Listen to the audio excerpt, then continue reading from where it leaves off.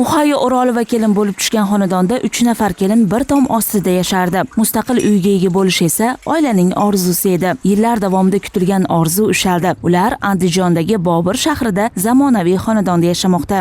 Shunday chiroyli shaharchaga, shunday chiroyli uylarga xo'jayinimda shu harbiy bo'lganligi sababli, davlatimiz boshqa to'lovlarini to'lab berganligi sababli, bizga imkoniyat yaratib berganligidan quvonib, xursand bo'lib, shunday chiroyli uylarga kelib, yashab, istiqomat qilmoqdamiz. Mamlakatimizda inson qadri uchun tamoyili asosida amalga oshirilayotgan islohotlar minglab oilalar hayotini o'zgartirmoqda. Prezidentimiz tashabbusi bilan bunyod etilgan Bobur shahri uy-joy muammosi bor oilalar uchun amaliy va uzoqni ko'zlangan yechim bo'ldi.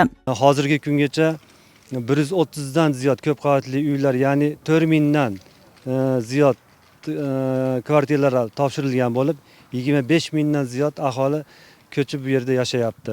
4000 gektar maydonda barpo etilayotgan ushbu yangi shaharda 500 ming nafardan ortiq aholi istiqomat qilishi ko'zda tutilgan. Bu esa minglab oilalarning ko'p yillik orzusi, o'z uyiga ega bo'lish imkoniyatini yaratmoqda.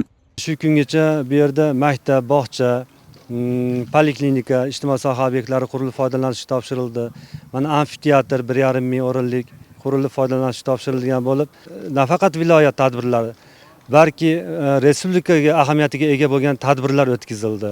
Madaniy hordiq chiqarishi tashkil etish maqsadida vodiyda yagona bo'lgan akvapark qurilishi belgilandi va hozir qurilishi olib borilyapti.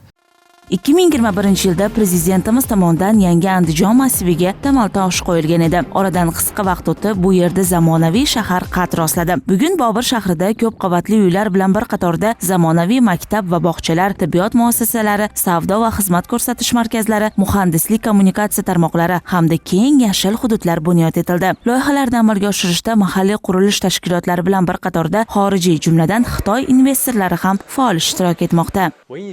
Biz Andijon viloyatining iqtisodiy salohiyati, qulay investitsiya muhiti va aholiga yaratilgan sharoitlarni o'rganib chiqdik. Shu bois bu yerda 100 gektar maydonda zamonaviy turar joy majmuasini barpo etishga qaror qildik. Loyihamizda nafaqat ko'p qavatli uylar, balki bolalar maydonchalari, yashil hududlar, savdo va xizmat ko'rsatish obyektlari ham barpo etiladi. Biz Andijon bilan uzoq muddatli hamkorlik qilishdan manfaatdormiz va ushbu loyiha ikki davlat o'rtasidagi iqtisodiy aloqalarni yanada mustahkamlaydi deb ishonamiz.